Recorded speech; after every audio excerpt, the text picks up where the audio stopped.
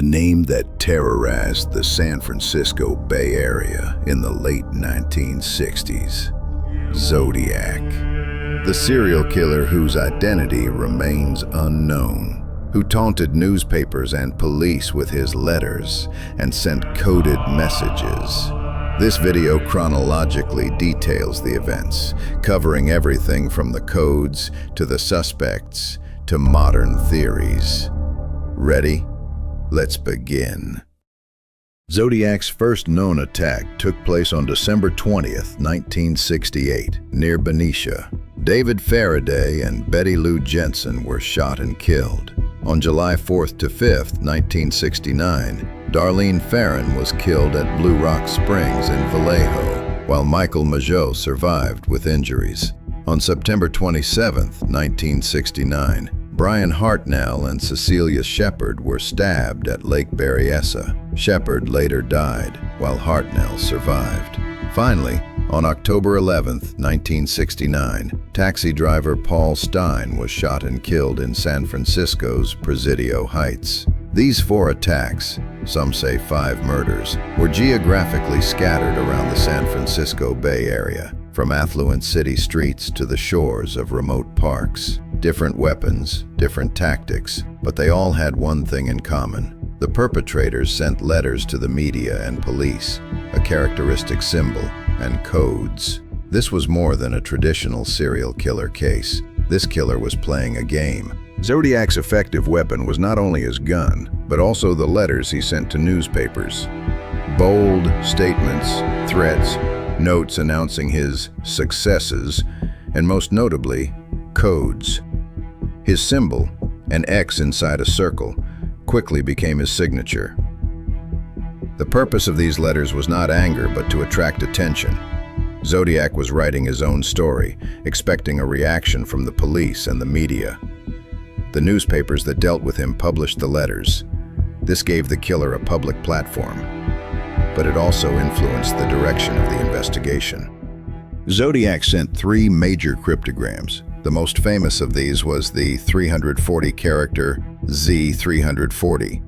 When this code reached the newspaper in 1969, it remained unsolved for decades. In 2020, an international team cracked Z340. The team used software-assisted trial and error and statistical methods to obtain meaningful text. The solution contained Zodiac's distinctive style, fear, and mockery of death. But the cipher did not fully reveal his identity. Cryptographers and amateur detectives worked on Zodiac's ciphers for many years. The decryption of Z340 symbolized not the end of an era, but a new beginning. Even when the meaning of the text was deciphered, concrete evidence in the field was still needed to identify him. Z340 offered a small window into Zodiac's psychology, a portrait of an arrogant, defiant personality who loved creating mystery. The investigation proceeded on multiple fronts. Local police departments, Vallejo PD, Napa County Sheriff, SFPD, and federal agencies became involved. However, there were several fundamental challenges. Evidence preservation was weak, media coverage complicated the investigation, and technological capabilities were limited. Furthermore, as the Zodiac letters were published in the media, suspects, confessors, and fake letters multiplied, blurring the real clues. Names like Detective Dave Toschi carried the case in front of the media, but intense media attention sometimes got in the way of the investigation.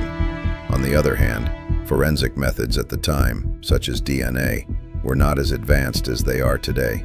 Turning traces into DNA and comparing them became possible with a huge technological leap, but much of the evidence was not adequately preserved at the time.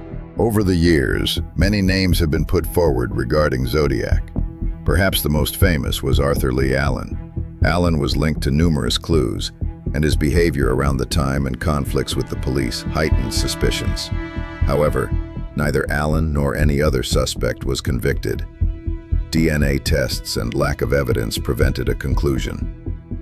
More recently, 2021, an independent group called Casebreakers put forward the name Gary Francis Post and announced that they supported this with various evidence and claims. However, Both the police and a broad academic/expert community reacted cautiously to this claim. The claims did not provide sufficient conclusive forensic evidence to advance the investigation, and some evidence was not verified by independent authorities. While such modern claims attract media attention, they have not led to official closures or convictions. Recent advances in forensic science, advanced DNA analysis, genealogical DNA family tree methods, and advanced database searches have revived cold cases. The Zodiac case is one such example. However, there are two problems here.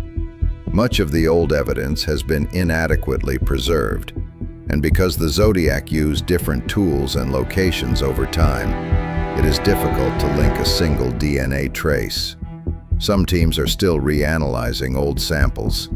Some amateur cryptanalysts are searching for new meanings in the letters, and independent research groups are conducting field excavations and re-interviewing witnesses.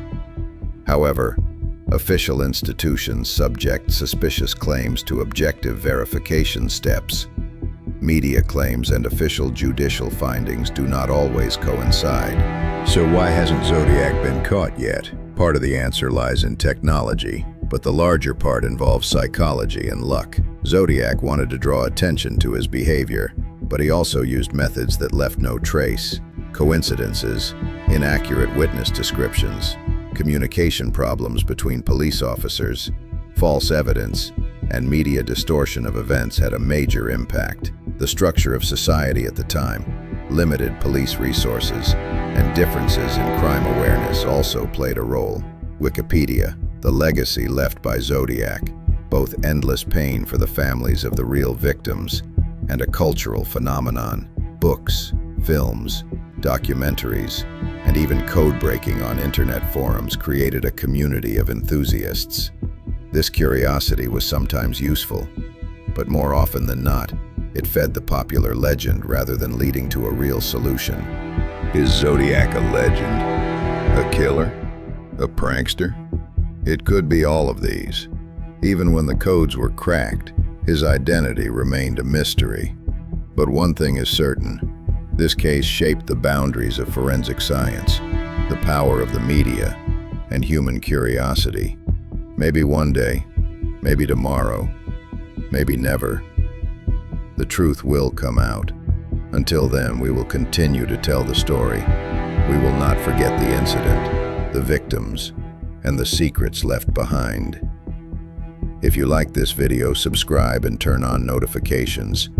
I may forget, but the evidence never does.